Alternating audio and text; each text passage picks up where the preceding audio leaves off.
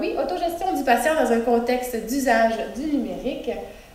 Pour aujourd'hui, un peu les objectifs, c'est de comprendre un peu l'autogestion et son soutien dans le contexte de santé actuel. J'ai tendance à me tourner comme ça. De prendre connaissance des perspectives.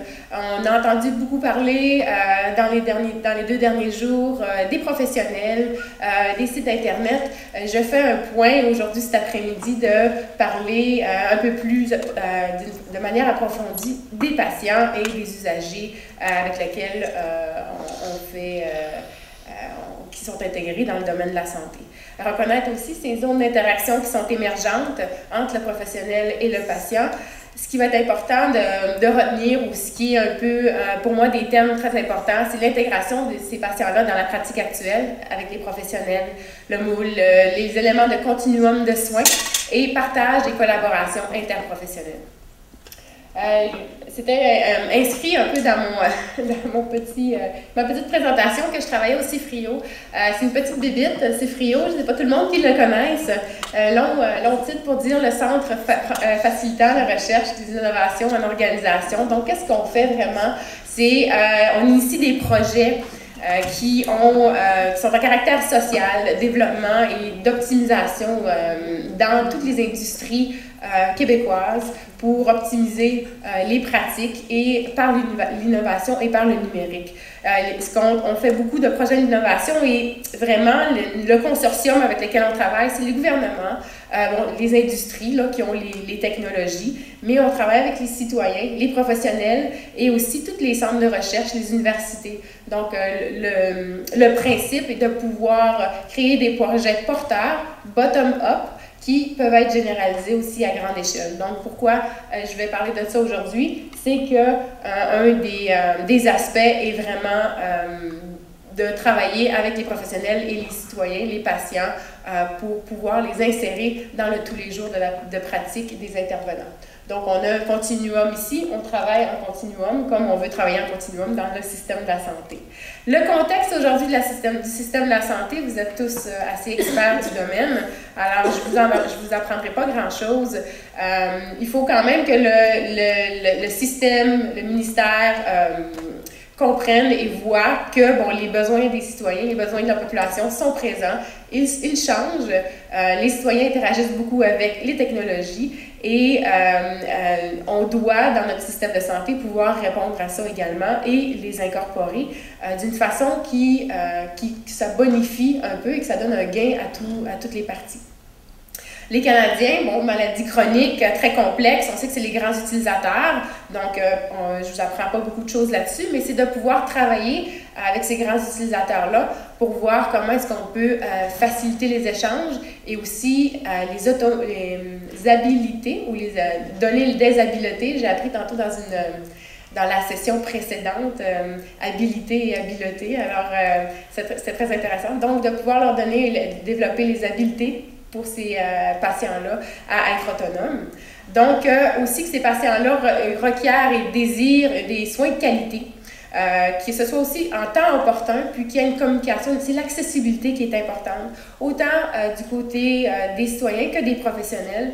Et aussi au niveau des professionnels, je vais parler de fluidité de l'information.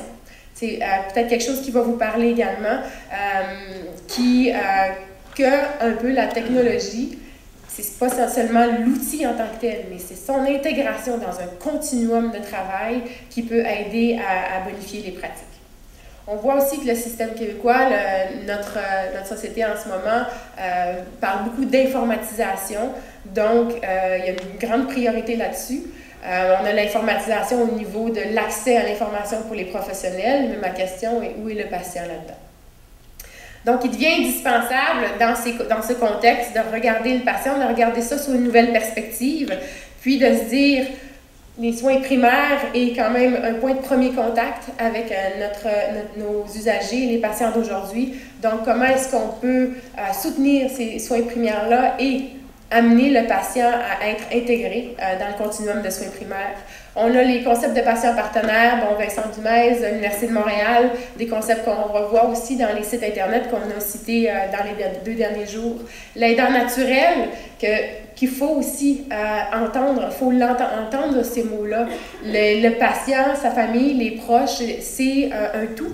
L'aidant naturel a beaucoup à faire. Alors, je parle beaucoup aussi de maladies chroniques dans cette présentation-là, mais on a des intérêts, des orientations pour les soins palliatifs et tout autre type de maladie qui a un impact grand sur la santé des gens. Puis, d'intégrer les autres professionnels de la santé. Donc, on parle de partage. On a médecins et infirmières beaucoup. Il faut penser à l'ergothérapeute, à la nutritionniste, diététicienne, ces choses-là. Il y a le partage de travail qui peut se faire aussi, une collaboration qui peut avoir consensus et mieux soutenir un peu ces patients-là également. Donc, on entendait beaucoup de discussions sur l'utilisation d'éthique dans les curriculums scolaires, l'éthique, bon, les sites web et tout, mais il faut aussi s'orienter vers les patients. Donc, l'autogestion des patients, je vais juste ressortir les mots parce qu'on peut tous un peu lire les diapos. Capacité personnelle, motivation. J'ai bien aimé, Mme Toher a dit, c'est pas tous les patients qui veulent utiliser les sites web ou qui veulent changer la relation patient et professionnel, mais c'est de regarder un peu dans un tout. On s'en va vers ça. Qu'est-ce qui est regardé beaucoup? C'est qu'à la maison, les citoyens sont très outillés. Les téléphones mobiles, les tablettes, c'est reconnu aussi dans les enquêtes du CIFRIO. Quand il y a des enfants à la maison, il y a un grand pourcentage, plus de 40% à 50% ont des tablettes à la maison, on utilise l'Internet et tout. Mais quand on tombe, on met le pied dans le milieu de la santé, bien, on a un petit recul, on a un petit retard. Donc, c'est regarder comment, avec ces outils-là, on peut leur donner les compétences et qui acquièrent un peu les habiletés pour pouvoir être aussi TIC qu'à la maison. Donc, l'autogestion, on parle, surtout dans les maladies chroniques, c'est d'une importance croissante. Qu'est-ce qu'on regarde? Bon, encore, ces grands utilisateurs-là, comment est-ce qu'on peut alléger les soins de première ligne ou changer ou modifier un petit peu les processus cliniques qui sont en cours présentement. Encore quelque chose qui a été utilisé dans les précédentes présentations, le Chronic Care Model de Wagner. J'ai encerclé ici autogestion, acquisition de compétences. Ce que je veux qu'on prenne une petite attention, c'est en bas les deux flèches bidirectionnelles, interaction et relations productives entre l'équipe de soins, les professionnels et le patient et ses proches. Cette bidirectionnalité-là, dans la pratique de tous les jours, étant infirmière, étant dans le milieu, plus de 10 ans, là, ça fait 17 ans, on en a vu avec les projets qu'on fait en santé au CIFRIO. Il y a beaucoup de push du milieu de la santé des professionnels, mais la bidirectionnalité, c'est ce qu'on veut inclure un peu dans les approches de relations entre le professionnel et le soignant. Donc, comment est-ce qu'on peut aller chercher cette bidirectionnalité-là? On va le voir aussi dans les diapositives prochaines. Aussi, au niveau du soutien de maladies chroniques avec le Chronic Care, on est aussi à regarder un peu comment on peut soutenir l'autogestion dans encore nos pratiques actuelles. Et ici, on parle d'encadrement. Encadrement par le professionnel de l'autogestion du patient ou comment est-ce qu'on peut l'aider à développer ses habiletés. On en parlait un petit peu tantôt, c'est de regarder un peu comment le patient peut se préparer avant la visite et comment le professionnel peut se préparer aussi avant la visite, durant et après la visite. Il y a le mot encadrement qui est encore je prends en charge le patient. On pourrait parler un peu plus ici d'approche constructive et collaborative ou de reconnaître l'expertise du patient, son expérientiel, peu importe le niveau, peu importe son niveau de connaissance, il a un bagage et on devrait partir de ça et de plus axer sur une collaboration constructive et collaborative qu'un encadrement et de partir avec un peu ses besoins aussi du patient et ses connaissances actuelles. Donc, les stratégies actuelles, donc ce que je vais présenter avec le Chronic Care Model, l'encadrement qui est discuté, c'est un peu les pratiques de soutien à l'autogestion actuelle. Il y a plusieurs rencontres qui sont faites dans le cadre des maladies chroniques. Au niveau des professionnels, il y a des programmes qui existent, comme Vivre en santé, l'ABC de l'autogestion en soins. Vers sa santé aussi est un autre programme pour les maladies chroniques. Le type de rencontres qu'on voit dans ces programmes-là, c'est échelonné sur des semaines. Donc, 6 à 8 semaines, il faut que les patients se déplacent. Qu'il y ait, donc, au niveau de la mobilité, de l'impact de la maladie sur l'accessibilité à ces rencontres-là, ça peut être difficile. Les types d'interventions personnelles, on en a parlé un peu de l'encadrement individuel donné par les pairs, c'est ce qui existe, mais encore, certains des défis ou des enjeux, c'est que c'est très ciblé à un C3S ou à un centre hospitalier. La possibilité de généralisation est très diminuée parce qu'on travaille beaucoup en silo dans le domaine de la santé. Donc, on voit qu'il y a aussi au niveau des patients des difficultés, tout ça autant au niveau personnel, donc professionnel et familial, et aussi au niveau de l'impact que la maladie leur apporte, donc ils ont beaucoup plus de difficultés à l'accessibilité. On parle beaucoup d'acquisition de connaissances dans le soutien à l'autogestion actuelle, mais il faut aller plus loin, il faut aller au développement des connaissances. Et là, ici, mon mot habilitation va changer pour habileté. Et aussi qu'il y ait la part des patients et des proches aidants dans ce concept d'inclusion du patient. Ce qui est important à ce niveau-là, c'est regarder les approches de soutien actuelles, mais d'essayer de les amener un peu plus loin et de dire comment est-ce qu'on peut inclure et intégrer le patient dans le continuum de soins, donc avec une autogestion par le numérique. Le numérique est toujours un outil. C'est d'utiliser un numérique ou une feuille de papier. Pour moi, dans ma tête, c'est toujours un outil. Un crayon, ça reste un outil. Mais si on l'inclut dans la pratique et dans le continuum, dans le processus, ça devient une bonification s'il est bien utilisé pour les gains professionnels et usagers. On en a parlé beaucoup dans le forum, dans le colloque en ce moment. Bon, Internet, les sites web, les espaces d'échange, la technologie mobile, il y a de tout. Hein? Il y a beaucoup d'instruments qui existent. Mon espace santé ici en image, donc des portails patients qui existent beaucoup, certaines recherches qui proviennent du Danemark, de la France, des États-Unis. Ici au Canada, les portails santé, il y en a de développés, il y en a en utilisation, mais encore, c'est utilisé en tant qu'outil. On pense un peu à l'Alberta qui, au niveau gouvernemental, ont pris un choix de dire, chacun des citoyens va avoir un portail patient, mais l'outil est donné, prodigué, mais on n'a pas pensé à inclure cet outil-là dans un continuum de soins. Donc, l'outil devient comme mon carnet de vaccination. Je voulais l'amener aujourd'hui. Je le cherchais, bien sûr.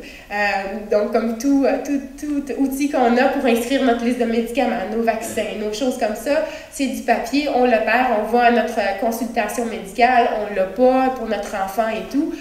J'ai un petit aussi de 10 mois, donc souvent j'oublie toutes les affaires. Donc, d'avoir un peu ce nouveau rôle de l'information et de pouvoir l'avoir à une portée qui est bénéfique autant au niveau informationnel pour le patient et le professionnel, ça pourrait être utile.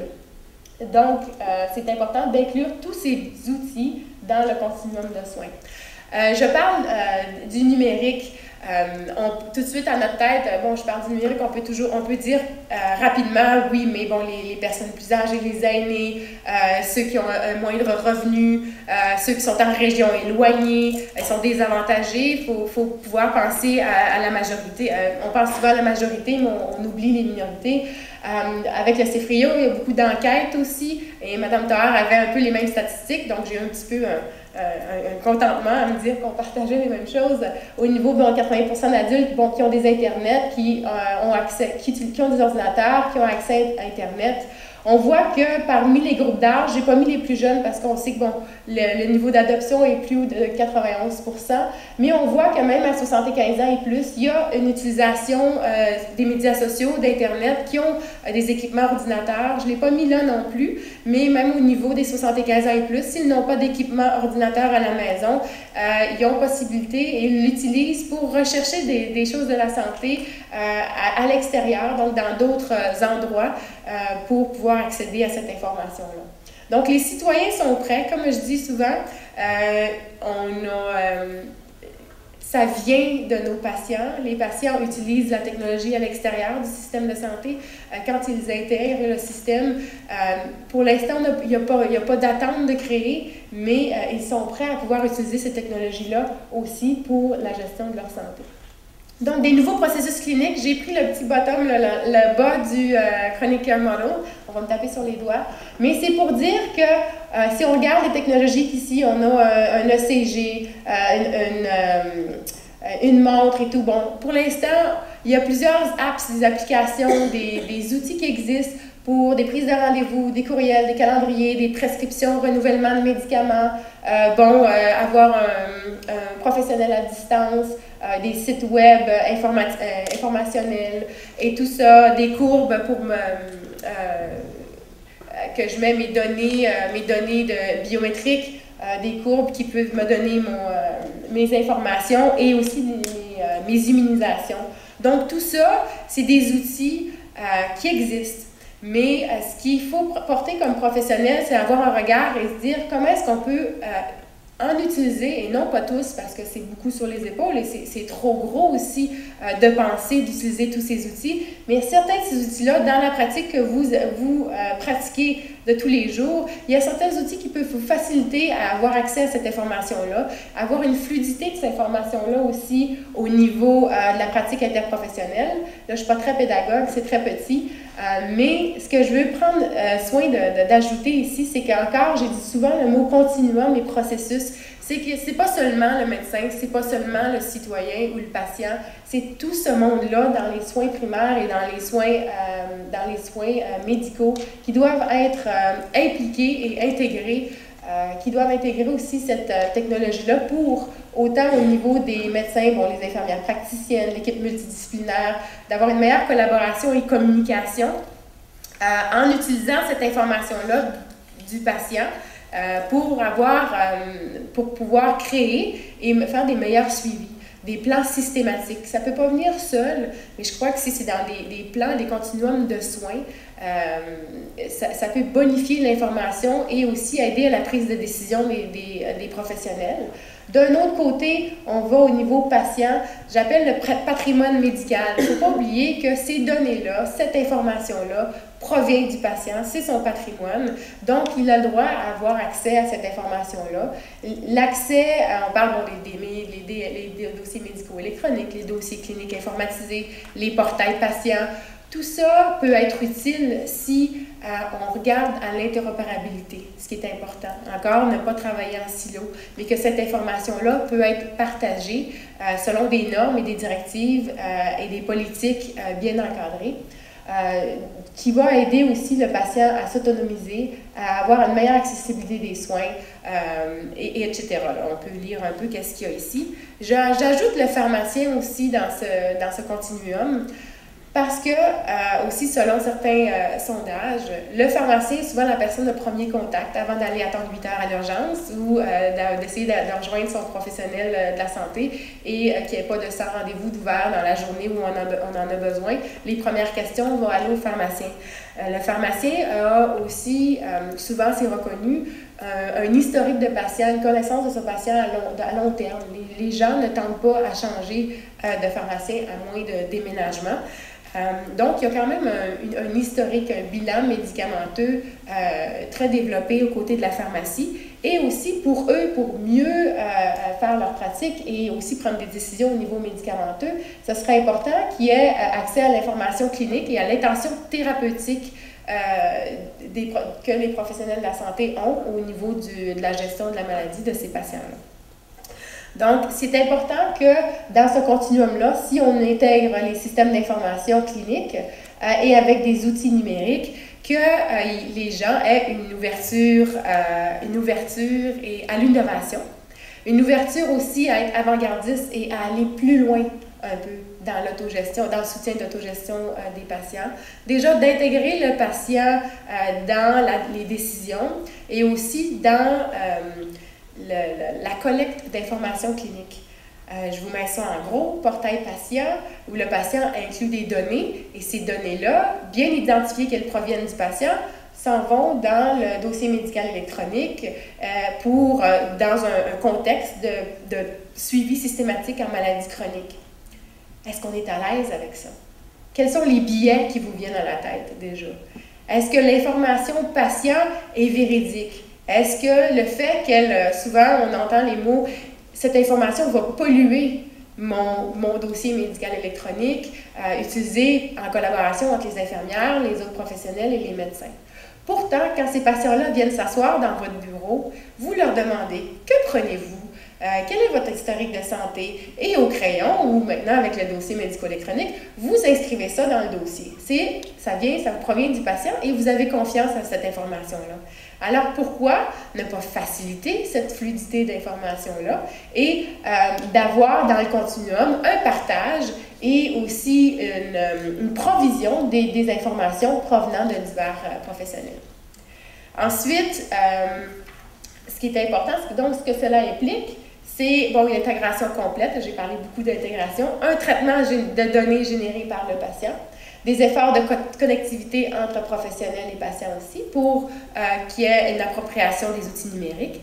Mais il faut toujours tenir compte des dimensions normatives, légales, syndicales. On en a beaucoup. Dans certaines des présentations hier aussi, on parlait de tout ce cadre légal-là qui souvent ralentit aussi les développements parce qu'au Québec, on parle beaucoup, oui, on est en retard et tout, mais il y a beaucoup de projets qui se développent en silo. Et au niveau du ministère, présentement, il y a des regards pour évaluer tous ces projets-là et regarder comment est-ce que c'est possible pour les projets qui sont très porteurs, qu'il y ait une généralisation, puis que ça se passe autant à Montréal qu'en Abitibi. Moi, je viens du Lac-Saint-Jean, au Lac-Saint-Jean ou ailleurs.